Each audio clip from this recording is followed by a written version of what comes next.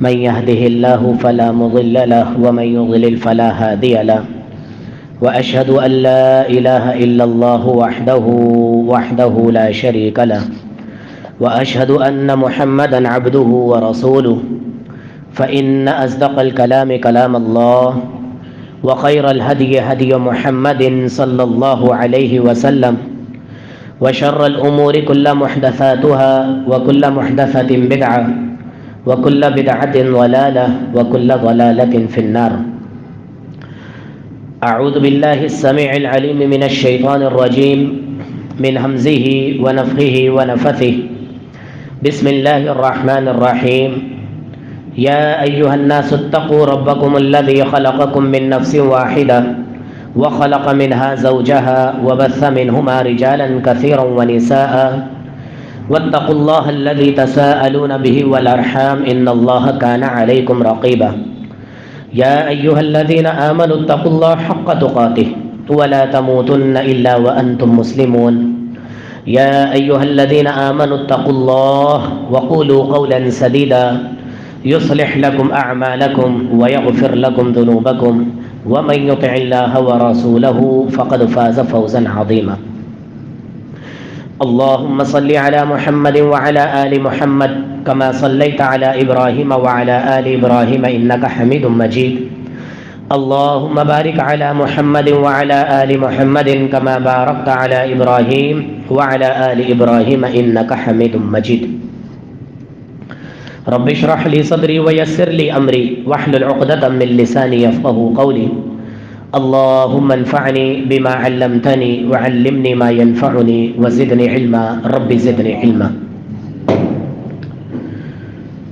ہر قسم کی تعریفات، تسبیحات، تحلیلات، تکبیرات، تقدیسات، ہر قسم کی بڑائی اور کبریائی والے کلمات اور الفاظ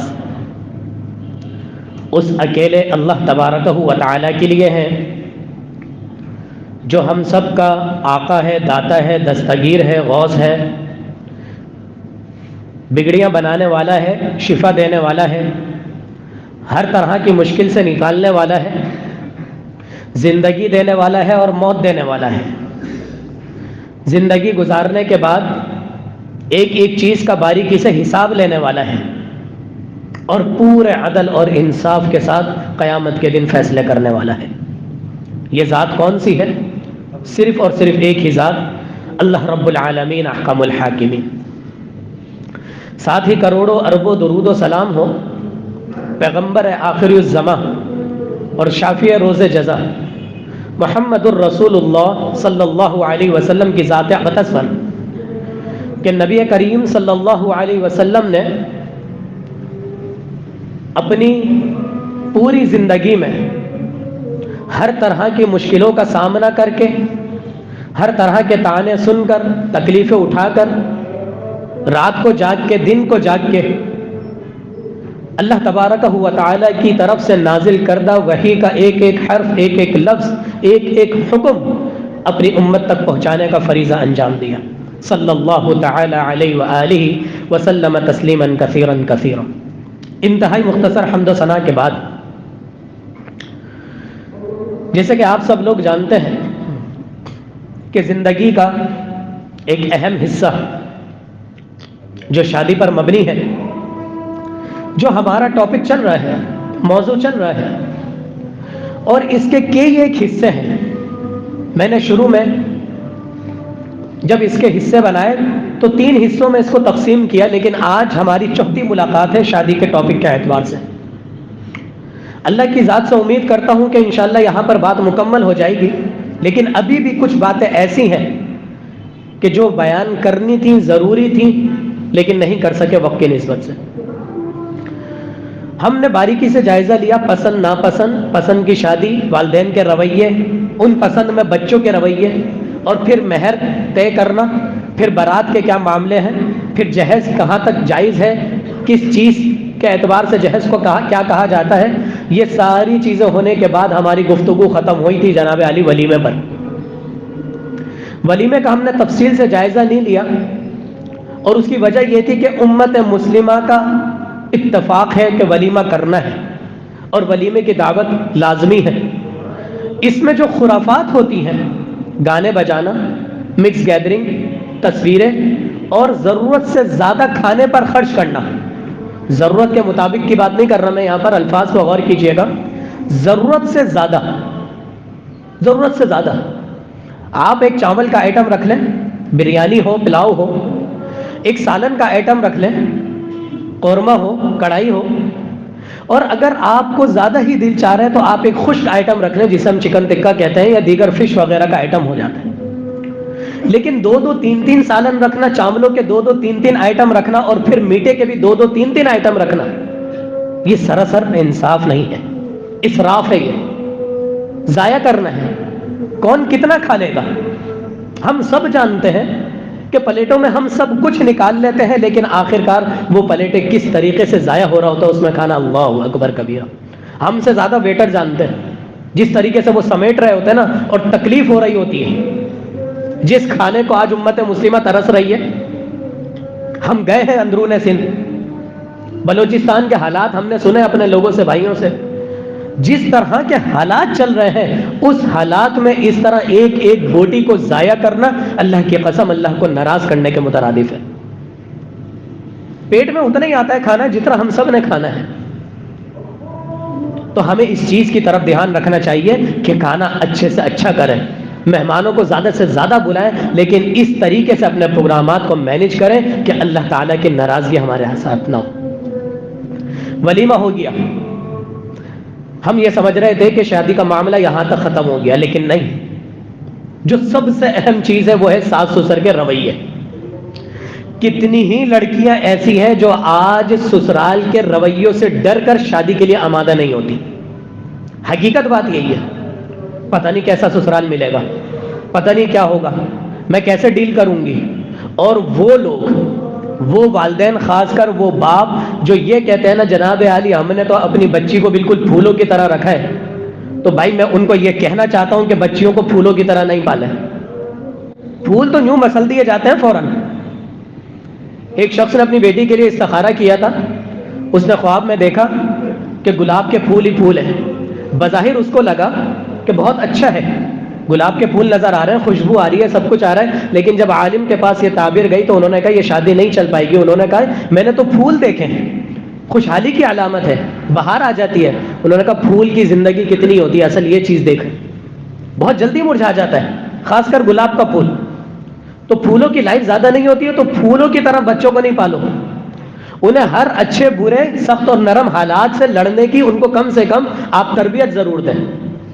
اللہ تعالیٰ نے آپ کے حالات بہتر رکھے ہوئے، صحیح ہے، بہت اچھی بات ہے، لیکن آپ ان کی ہر خواہش پوری نہ کریں، اور یہ کرنا پڑے گا۔ یہ خود میں نے اپنے بچوں پر بھی آزمایا ہے اور اب تک کرتا چلا آ رہا ہوں، اور اس کا مجھے فائدہ بھی ہوا الحمدللہ۔ بچے نکلتے تھے، ہم لوگ جاتے تھے پارک میں، جو مانگ رہے ہر چیز نہیں دلائی، کم سے کم 2 یا 3 چیزوں کا انکار کر دیا، نہیں ابھی نہیں بیٹا، اور پھر جس چیز کی ضرورت ہے پھر کبھی کبھی وہ چیز لا بھی دی۔ یہاں تک ہوا کہ جب ہم پارک میں جانے لگے ایک آدھ مرتبہ وہ جو غبارے والے ہوتے ہیں انہوں نے بچے کے ہاتھ میں دیا، بچے نے ان کو واپس دے دیا کہ جب تک بابا نہیں دلائیں گے جب تک نہیں لوں گا۔ عادت بن گئی، حالانکہ میں نے یہ چیز اس کے دماغ میں نہیں ڈالی تھی، لیکن ایک رویہ تھا اور یہ بڑوں نے سکھایا تھا۔ تو ہمیں اپنے بچوں کو سب سے پہلے ہر اچھے اور برے حالات سے گزرنے کی تربیت دینی چاہیے، بالکل ہاتھ کا چھالا بنا کر بچوں کو نہ پالیں۔ بچی کو یہ بتائے کہ بیٹا سسرال کسی بھی طرح کا ہو سکتا ہے، وہاں سختیاں بھی ہو سکتی ہیں اور وہاں آسانیاں بھی ہو سکتی ہیں، تاکہ وہ ذہنی طور پر بالکل تیار رہے۔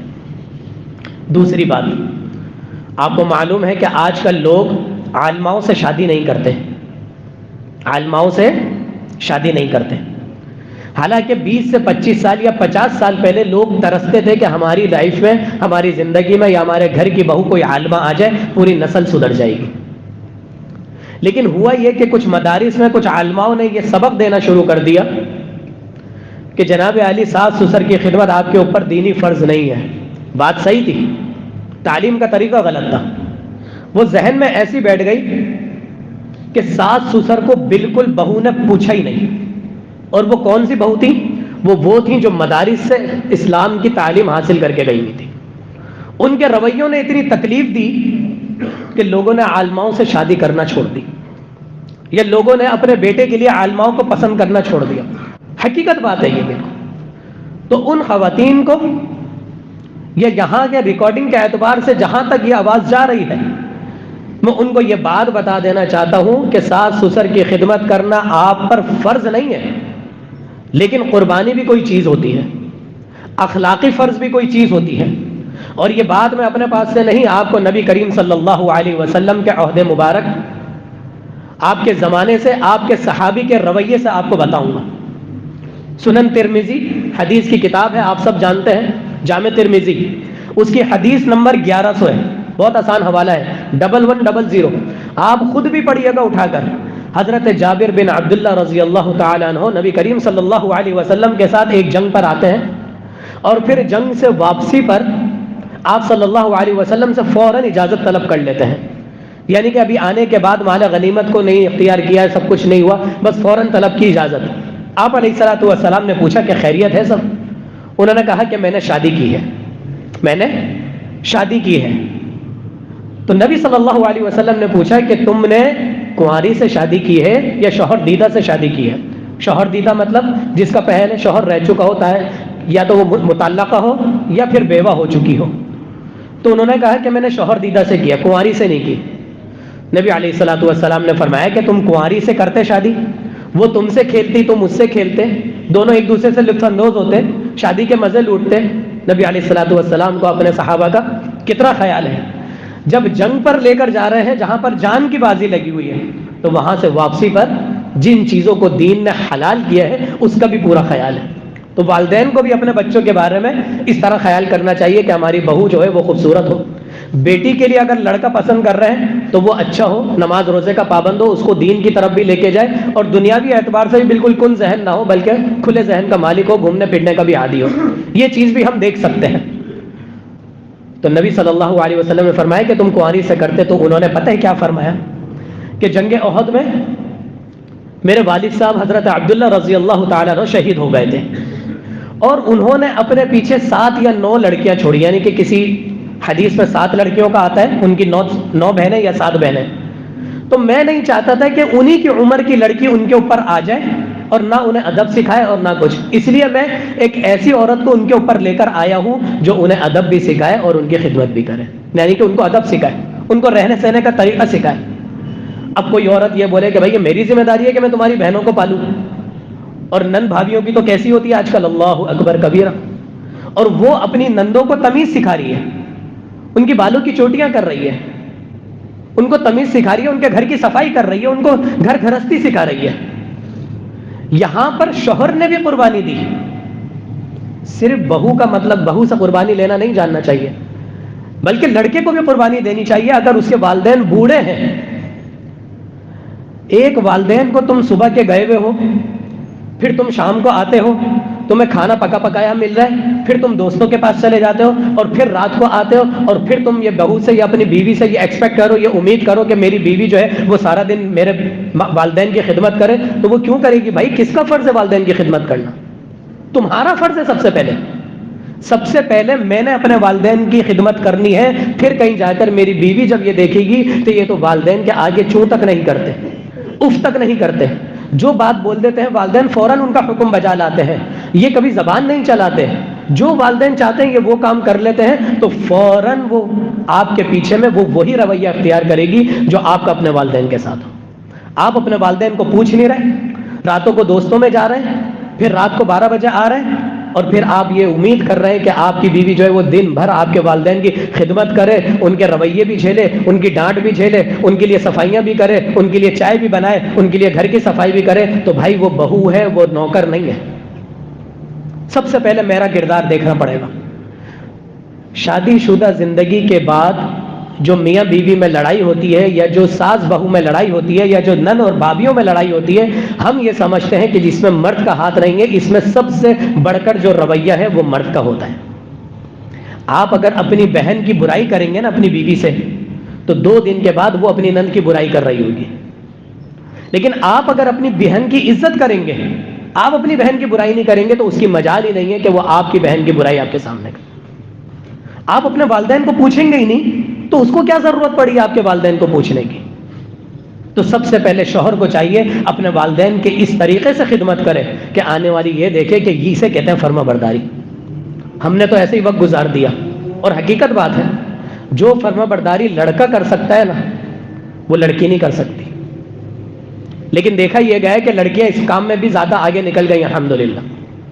لڑکوں کے لیے تو نااہلی کی بات ہے کہ انہوں نے باہر کی زندگی کو اس قدر اپنے اوپر حاوی کر لیا, پڑھائی پڑھائی پڑھائی, پھر جاب جاب جاب, پھر اس کے بعد دوستوں میں جانا, پھر محفلیں اٹینڈ کرنا, ان ساری چیزوں کو اپنے اوپر اس قدر حاوی کر لیا پتہ ہی نہیں ہوتا کہ ہم رات کو جب گھر پہ آتے ہیں تو والدین کس قرض پہ گزر رہے ہیں, ماں نے سارا دن کیسا گزارا. کتنے لوگ ہیں ہم مجھ میں سے اور آپ میں سے جو ان کو یہ پتا ہو کہ میری ماں نے آج کا دن کیسا گزارا, اسے کتنی پریشانی ہوئی. بیوی تو بول دے گی کہ آج گھر میں گیس نہیں آ رہی تھی, ماں نہیں بولتی. ماں کے پاس بیٹھنا پڑے گا, اس کے پیر دبانے پڑیں گے, اس کی دلجوئی کرنی پڑے گی, اور اسی میں وہ جو دعائیں دے گی آپ کو اللہ اکبر کبیرہ. تو میرے بھائی, میرے عزیز, میرے محترم, بات کا خلاصہ یہ ہے کہ سب سے پہلے یہاں پر شوہر کا رویہ ہے. دوسری بات, تیسری بات بلکہ, بڑے جب تک اپنا بڑا پن نہیں دکھائیں گے تو وہ چھوٹے سے امید نہ رکھیں کہ وہ بڑے بن جائیں. بات آ رہی ہے سمجھ میں؟ دوبارہ سے میں جملہ دہرا دیتا ہوں. بڑے جب تک اپنا بڑا پن نہیں دکھائیں گے تو وہ چھوٹوں سے کبھی یہ امید نہ رکھیں کہ چھوٹے بڑے بنیں گے. کس اعتبار سے؟ بہو اور ساس سسر میں بڑا کون ہے؟ ساس سسر ہے. تو سب سے پہلے انہیں اپنے رویے دکھانے پڑیں گے, پھر وہ کہیں جا کر امید رکھ سکتے ہیں. کیا معنی ہے؟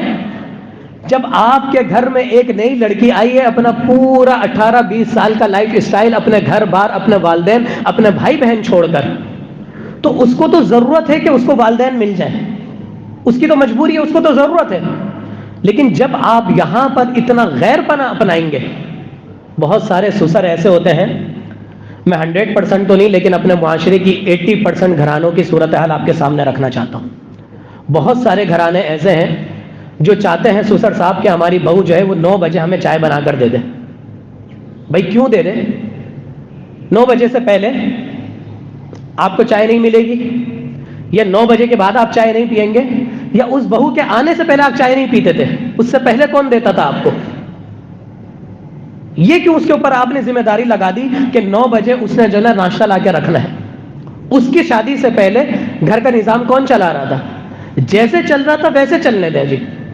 اور پھر جب نئی نئی شادی ہوتی ہے, لڑکا آئے گا 9 بجے 10 بجے, رات کو کھانا کھائیں گے, اور پھر اگر ان کا کچھ دل چاہ رہا ہے باتیں باتیں کرنے کا, وہ بات چیت کریں گے, پھر رات کو ہم بستری ہوگی, اور پھر اس کے بعد آپ کو معلوم ہے کہ ہم بستری کرنے کے بعد فوراً نہیں سویا جاتا, فوراً نہیں سویا جاتا. اس کے بعد کچھ نہ کچھ دل چاہتا ہے, خاص کر مرد کا, کہ میں کچھ کھا لوں, اور کھانا چاہیے, یہ کھانا چاہیے آپ کو. کیوں؟ جوان رہنے کا نسخہ یہی ہے کہ یاد رکھیں, جس دن سے آپ نے ہم بستری کے بعد صرف بغیر کھائے پیے سونا شروع کر دیا, اس دن سے آپ کا بڑھاپا آ گیا. اور جب آپ کھانا پینا شروع کر دیں گے انشاءاللہ تعالی, سالوں تک آپ کی جوانی برقرار رہے گی. تو یہ چیز ایک رویے ہوتے ہیں. پھر کہیں جا کر وہ میاں بیوی پھر رات کو 3 بجے سوتے ہیں, پھر فجر میں اٹھنا ہے, اور پھر آپ یہ چاہیں کہ میری بہو جو ہے وہ 9 بجے اٹھ کر مجھے چائے دے. بھائی آپ کا لائف اسٹائل الگ ہے, وہ جو نیا شادی شدہ جوڑا ہے اس کا لائف اسٹائل الگ ہے. وہ ابھی فجر کے بعد سویا ہے تو کم سے کم اس کو 11 بجے تک نیند چاہیے. اور آپ کا بیٹا 11 بجے اٹھ کر وہ بولے کہ میں دکان پر جا کر ناشتہ کر لوں گا, تو وہ بہو صبح سے اٹھ کر کیا کر رہی ہے؟ بات کی نزاکت کو سمجھیں. آپ جب اس کو اپنی بیٹی بنا کر رکھیں گے, 1 سال نہیں 2 سال گزریں گے, اس کے بعد پھر آپ اس کے رویے دیکھیں گے کہ وہ سچ میں بیٹی بن کر رہے گی. اس کو سہولت دیں. آپ لوگ سوچ رہے ہوں گے جناب علی ایسا کہاں ہوتا ہے؟ یہ جو بات ہم کر رہے ہیں ممبروں پہ محراب سے کرنا تو بڑا آسان ہے, ایسا ہوتا کہاں ہے؟ تو میرے بھائی اسی معاشرے میں ہوتا ہے.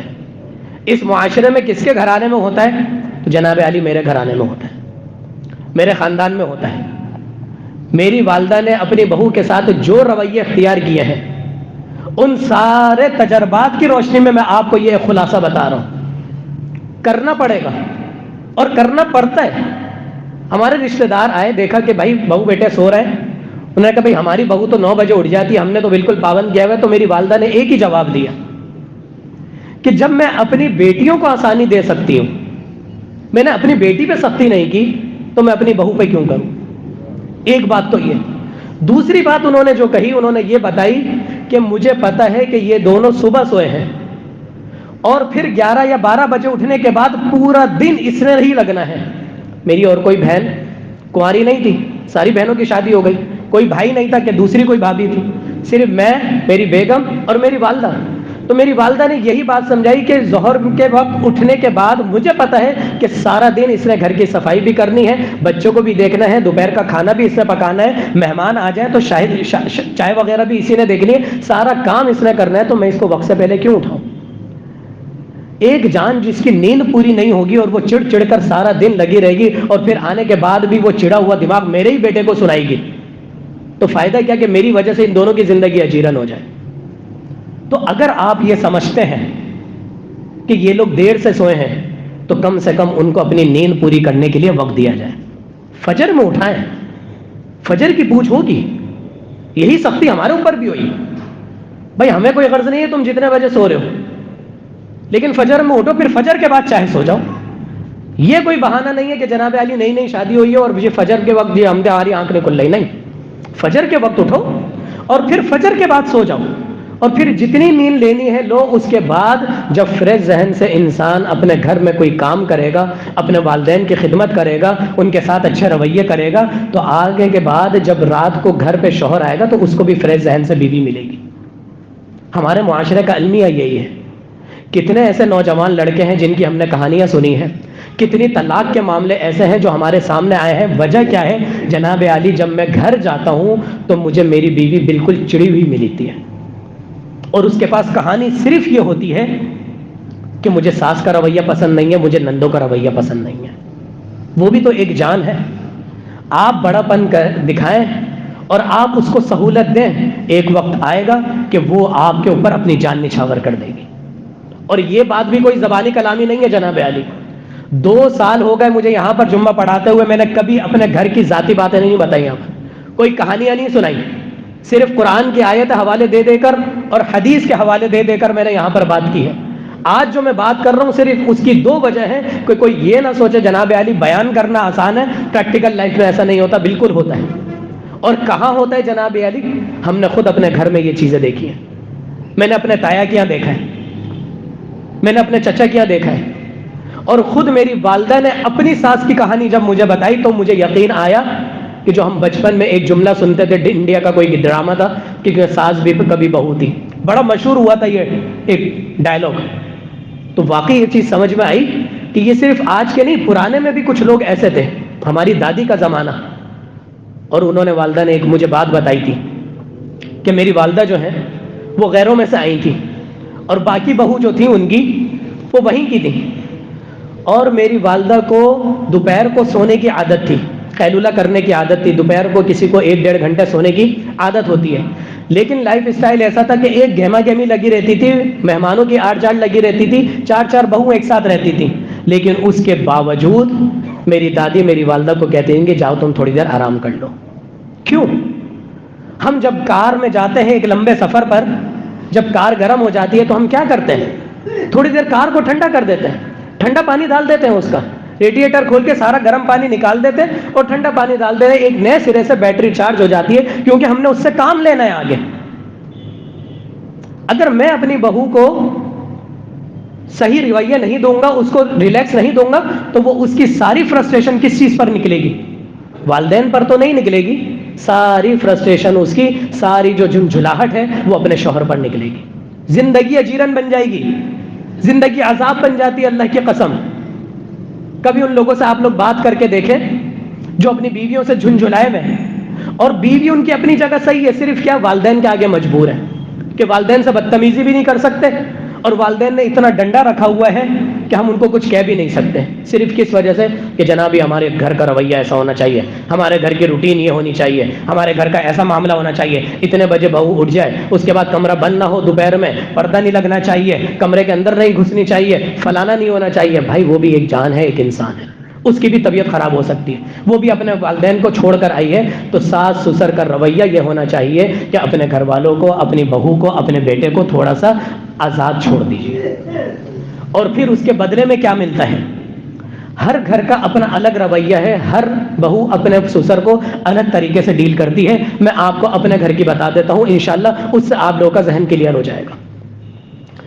میری بیگم نے مجھ سے بھی کہا اور میری والدہ سے بھی کہا کہ میں نے زندگی میں کبھی روٹیاں نہیں بنائی، اور مجھے روٹی بنانے میں بڑی دقت پیش آتی ہے، تو مجھ سے روٹی نہیں بنوائیے گا. بنس روڈ پہ ہم لوگ رہتے ہیں، جگہ جگہ پر روٹیاں ملتی ہیں. امی نے بھی مجھ سے یہی کہہ دیا کہ بیٹا ان کو بولنا نہیں، کوئی مسئلہ نہیں ہے. کھانا بہت اچھا بناتی ہے ماشاءاللہ، معاملات باقی دیگر بہت اچھے ہیں، گھر کی صفائی، مہمانوں کو ڈیل کرنا، سب کچھ، لیکن روٹی نہیں بنوانا. ہم نے باہر کی روٹیاں کھائی. بیچ میں والدہ کی طبیعت خراب ہو گئی، بہت زیادہ قبض ہو گئی، اور بہت خطرناک قسم کی قبض ہو گئی. 3 دن 4 دن ہر طرح کی دوائی کر لی، لیکن وہ قبض ٹوٹنے کا نام نہیں لے. پھر ہم نے ایک دائی کو بلایا. دائی آئیں، انہوں نے بتایا کہ اس طریقے سے ان کے معدے میں بہت زیادہ جو ہے نا کھانا جم گیا ہے. بہرحال انہوں نے کچھ ٹریٹمنٹ کیا، اور اس قدر ہو گیا تھا کہ جب میں یہاں سے نماز پڑھا کے گھر گیا، ایک دن میں نے دیکھا بالکل تکلیف کے مارے والدہ کا چہرہ بدلا ہوا تھا. اس دن مجھ سے بالکل برداشت نہیں ہوا کہ معاملہ کیا ہے. ہم نے ہر طرح کا علاج کر لیا، لیکن پوٹی نہیں ہو رہی، قبض ہو گئی ہے. بہرحال جب وہ علاج ہوا تو اس دن دائی نے کہا کہ ان کو جو ہے لال آٹے کی گھر کی روٹی چاہیے ان کو، ورنہ ان کی طبیعت جو ہے نا صحیح نہیں رہے گی. آپ یقین کیجئے، اللہ اکبر کبیرہ، میرے اٹھنے سے پہلے، والدہ کے اٹھنے سے پہلے اس دن اس لڑکی نے پراٹھے بنانا شروع کر دیے، گھر کی روٹی بنانا شروع کر دی. والدہ کے آنسو آ گئے یہ بات دیکھ کر، میرا خود دل نرم ہو گیا. وہ کیا تھا؟ وہ پیچھے 6 سال کے رویے تھے، جس نے اس کو اس کام کرنے پر آمادہ کر دیا جو اس کے والدین نے نہیں کروایا، اور جو اس نے اپنی ساس کے سامنے بات ہمت کر کے بولی کہ یہ کام میں نہیں کر سکتی، مجھے مشکل لگتا ہے. میری والدہ کو خود نہلایا اس نے. ایک وہ کام جو ان کی بیماری میں چاہ کر بھی نہیں کر سکتا تھا. میں ان کو گود میں اٹھا کر واش روم تک لے گیا، ان کو دوائی پلا دی، ان کو نیبولائز کروا دیا، ان کو ڈاکٹر کے پاس لے گیا، لیکن میں ان کو نہلا نہیں سکتا تھا. اس نے ان کو نہلایا. اور یہ بات بھی وہ مجھے نہیں بتاتی تھی. میری والدہ بولتی تھی کبھی کبھی مجھے دال کے ساتھ دل چاہتا تھا کہ بھائی ہری مرچیں مجھے تل کے دے دو، دال پکی ہے، ذرا چٹپٹا کھانے کا عادت ہے، تو میں بول دیا کرتا تھا، کھانے کے دوران ہی اٹھا دیا کرتا تھا، ذرا ہری مرچیں تل کے لے آؤ. تو اس دن بھی ایسا ہی ہوا کہ دال پکی ہوئی تھی. میری والدہ نے مجھے پہلے ہی کہہ دیا کہ اس کو اٹھانا نہیں کھانے کے دوران، آج اس نے مجھے نہلایا، یہ خود بھی تھکی ہوئی ہے. اللہ اکبر کبھی. تو وہ کام جو ہم چاہ کر بھی نہیں کر سکتے.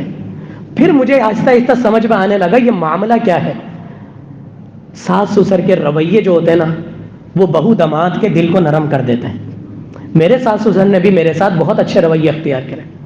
غریبی آئی، ایک وقت ایسا آیا بالکل میں ڈاؤن ہو گیا تھا، قرضے میں آ گیا تھا، لیکن کبھی انہوں نے یہ نہیں کہا، کبھی ان کے رویے میں نے دیکھا نہیں بدلے. اپنی بیٹی کو تھوڑا تھوڑا خود بخود دیتے رہتے تھے کہ چلو اس کا ہاتھ تنگ ہو گیا ہے، چلو ہم دے دیں. تو میرے بھائی، میرے عزیز، میرے محترم، تمام تر بات کا خلاصہ یہ ہے کہ ایسا اس دنیا میں ہو رہا ہے. کوئی یہ نہ سوچے کہ ایسا کہاں ہوتا ہے. مجھے اور آپ کو اپنے رویے تبدیل کرنے پڑیں گے. پھر دیکھیں ایک معاشرہ کس طریقے سے سدھرتا ہے، کس طریقے سے طلاق کا ریشو کم ہوتا ہے، کس طریقے سے وہ ڈری ہوئی سہمی ہوئی لڑکیاں جو ہیں، وہ جو شادیاں کرنے سے ڈر رہی ہیں، وہ پھر ان کا ایک ذہن کھلے گا انشاءاللہ تعالی، اور ہمارے معاشرے میں ایک شادی کا ایک بہترین صورت سامنے آئے گی. اللہ تعالیٰ سے دعا ہے کہ جو کچھ سنا اور سنایا گیا ہے ہم سب کو اس پر عمل کرنے کی توفیق عطا فرما دے. اقول قولی ھذا واستغفر اللہ لی ولکم ولسائر المسلمین.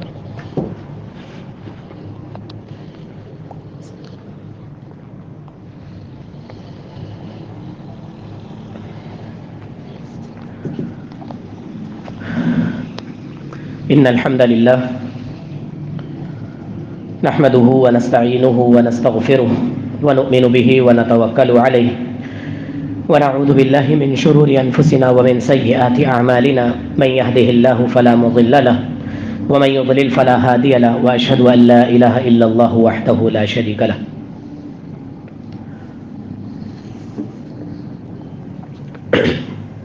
ایک مسجد کا اعلان ہے. مسجد ہے ہجرت کالونی میں، اور ہم سب آج کل مسجد کے اخراجات کے اعتبار سے ویسے ہی پریشان ہیں. کافی سارے لوگ اور کافی مساجد کے معاملات ہمارے سامنے آئے ہیں. ہم نے کہا ہمارا بھی ایسا ہی حال ہے جیسا آپ کا حال ہے. اور ایک مسجد کا انہوں نے ایمپلیفائر لیا تھا تقریباً 3 سے 4 مہینے پہلے، 35,000 روپے کا تھا، جس کے وہ صرف 15,000 روپے ادا کر پائے۔ خود سوچیں ہم سب، میں اپنے گریبان میں بھی جھانکوں نا، میں ایک مسجد کا امام ہوں، میں مسجد کو کتنا دے رہا ہوں؟ کیا میں صرف مسجد سے لینا جانتا ہوں؟ یہ میری ذمہ داری بھی بنتی ہے کہ میں مہینے کے اخراجات میں مسجد کا ساتھ دوں۔ مؤذن کی بھی ذمہ داری بنتی ہے اور مقتدیوں کی بھی، ہم سب کی یہ ذمہ داری بنتی ہے۔ تو ہم سب یہ دیکھیں کہ جہاں جہاں ہم نماز پڑھتے ہیں، جہاں ہم فجر پڑھتے ہیں، جہاں ہم عشاء پڑھتے ہیں، ہم اس مسجد والوں کے ساتھ زیادہ نہیں تھوڑا بہت تو کنٹریبیوٹ کریں۔ ایک مسجد کی انتظامیہ آج کل بڑی پریشان ہے، یہ میں نے ایک جگہ نہیں کئی ایک لوگوں سے آج کل سن لیا معاملات۔ مہنگائی کا ریشو بہت زیادہ ہو گیا، لوگوں نے دینے سے رک گئے ہیں، یا جو دیتے تھے انہوں نے اپنی کوانٹٹی کم کر دی ہے۔ لیکن اگر ہم سب مل کر کام کریں گے، اصل میں بات یہ ہے نا، کچھ لوگ مل کر کام کرتے ہیں نا تو مشکل ہو جاتی ہے، ہم سب مل کر کام کریں گے نا تو انشاءاللہ کبھی کسی مسجد والوں کو کسی لوگوں کے آگے چلنے کے لیے ہاتھ پھیلانے کی ضرورت نہیں پڑے گی۔ تو وہ لوگ کافی عرصے سے مسجد کو چلا رہے تھے، لیکن بتانے لگے کہ 3 مہینے ہو گئے اور ہم نے اس ایمپلیفائر کے 35 میں سے 15 دے دیے، 20 رہ گئے، اور اس کے لیے وہ بیچارے اعلان کروانے کے لیے آئے ہیں کہ شاید ہمارا کچھ آسرا ہو جائے، کیونکہ جو جمعے میں چندہ ہوتا ہے، دیگر معاملات ہوتے ہیں، اس سے دیگر پورے ہفتے کے اخراجات نکلتے ہیں، کھانا ہے مؤذن کا، امام کا کھانا ہے، دیگر چیزیں ہیں، بجلی کا بل ایسا آ جاتا ہے، گیس کا بل ایسا آ جاتا ہے کہ پھر بغلیں جھانکنی پڑتی ہیں اور جیبیں تلاش کرنی پڑتی ہیں، وہ کرنا پڑتا ہے، تو بڑے خرچے نہیں نکل پا رہے ہیں۔ تو ہم سب کو، میں یہ نہیں کہہ رہا کہ آپ اس مسجد کے ساتھ جڑیں، نہیں، جہاں جہاں آپ نماز پڑھتے ہیں، جن جن مساجد سے آپ منسلک ہیں، اپنا تھوڑا تھوڑا وہاں پر حصہ ملانا شروع کر دیجئے۔ اللہ تعالیٰ سے ہم دعا یہ کرتے ہیں کہ اللہ تعالیٰ کسی بھی مسجد والوں کو اس طریقے سے پریشان ہونے سے محفوظ رکھے۔ ہجرت کالونی میں ایک مسجد ہے، انہوں نے ریکویسٹ کی ہے کہ آپ بھائیوں سے درخواست کر دیں۔ میں نے کہا انشاءاللہ تعالیٰ میں ضرور درخواست کر دوں گا، باہر ہمارے جو بھائی کھڑے ہوئے ہوں گے انہیں کے اندر انشاءاللہ تعالیٰ آپ لوگ اپنا حصہ ملا سکتے ہیں۔ اللہ تعالیٰ سے دعا ہے۔ دوسری بات، جتنے لوگ اس دنیا سے چلے گئے ہیں، آج والدہ کا پورا نقشہ میرے سامنے آ گیا ہے۔ ویسے تو سچ بات یہ ہے کہ کوئی ایسا دن نہیں ہے کہ جب یاد نہ آتی ہو، یہ بالکل ذمہ داری کے ساتھ، یہ میں نے خود غور کیا، روزانہ کبھی گھر سے نکلتے ہوئے اور کبھی گھر جاتے ہوئے یاد آتی ہے۔ زندگی وہی تھی، پالا پوسا، کیا کچھ قربانیاں دی۔ آج والدین بننے کے بعد پتہ چلتا ہے کہ سردی میں صبح اٹھ کر بچوں کو مدرسے اور اسکول بھیجنا آسان نہیں ہے، کسٹمر سے لڑنا آسان نہیں ہے۔ ہم بچوں کو نہیں بتاتے جا کر بیٹا آج جو ہم تمہارے پاس جو تمہاری یہ چیز لے کر آئے آج کتنے کسٹمر سے ڈیلنگ کرنی پڑی ہے۔ ٹریفک سے لڑنا آسان نہیں ہے، لوگوں کو جھیلنا آسان نہیں ہے، لیکن ہمیں بچپن میں نہیں پتا ہوتا کہ والدین کس تکلیف سے گزر کر ہمیں پال رہے ہیں، یہ آج والدین بننے کے بعد پتہ چل رہا ہے۔ تو اپنے والدین کی قدر کریں، اور اگر نہیں ہے تو دل سے ہر نماز میں ان کے لیے دعائیں کریں۔